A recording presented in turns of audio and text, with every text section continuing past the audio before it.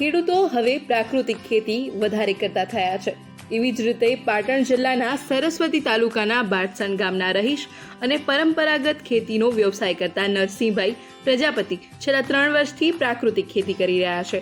તેઓએ પ્રાકૃતિક ખેતી કરીને વાર્ષિક લાખ રૂપિયા કરતા વધારેની આવક મેળવી રહ્યા છે। મારું નામ પ્રજાપતિ જયેશભાઈ નરસિંહભાઈ છે। હું પાટણ ગામનો વતની છું। સરસ્વતી તાલુકામાં પાટણમાં આવે છે અને હું આત્મા સાથે સંકળાયેલો છું, બરાબર। અને એનાથી મને એક પ્રેરણા મળી કે આપણા બાળકોને આપણે ઝેર નથી આપતા તો કેમ આપણે ધરતી માતાને ઝેર આપીએ, એવું તો શું આપણામાં એવી ખોટ છે, બરાબર। એના પછી મને એવી પ્રેરણા મળી એટલે મેં પ્રાકૃતિક ખેતી આધારે હું જોડાયેલો છું, બરાબર।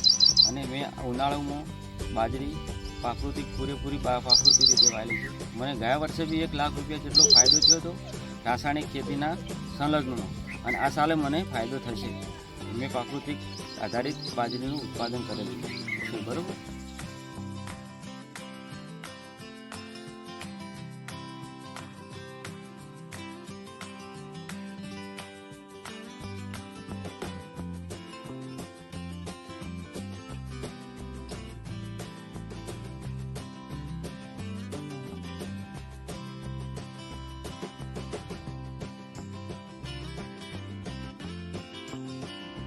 પાટણ જિલ્લાના સરસ્વતી તાલુકાના બાટસણ ગામના ખેડૂત નરસિંહભાઈ પ્રજાપતિ કે જેઓ 5 ધોરણ સુધી અભ્યાસ કર્યો છે અને તેઓના પુત્ર જયેશભાઈ પ્રજાપતિ કે જેઓ 33 વર્ષીય છે અને બનાસ ડેરીમાં નોકરી કરી રહ્યા છે। આ ઉપરાંત તેઓ પ્રાકૃતિક ખેતી પણ કરી રહ્યા છે। પ્રાકૃતિક ખેતીમાં તેઓ વર્ષ દરમિયાન કઠોળ, ઘઉં, બાજરી અને બટાકા જેવો પાક લેતા હોય છે। ગયા વર્ષે તેઓએ આમાંથી લાખ રૂપિયા જેટલો નફો મેળવ્યો હતો। આ ઉપરાંત ખેડૂત જણાવે છે કે બાજરીમાં દર વર્ષે 50 થી લઈને 60 મણનો ઉતારો પ્રતિ વીઘે આવતો હોય છે, જેનું વેચાણ જો છૂટક હોય તો 600 થી 650 રૂપિયા પ્રતિ 20 કિલોના ભાવે કરીએ છીએ અને પાક વધારે ઉતર્યો હોય તો તેનું માર્કેટ યાર્ડમાં પણ અમારા દ્વારા વેચાણ કરાય છે। સરસ્વતી તાલુકાના ખેડૂત નરસિંહભાઈ અને તેમના પુત્ર જયેશભાઈ છેલ્લા 3 વર્ષથી પ્રાકૃતિક ખેતી સાથે સંકળાયેલા છે।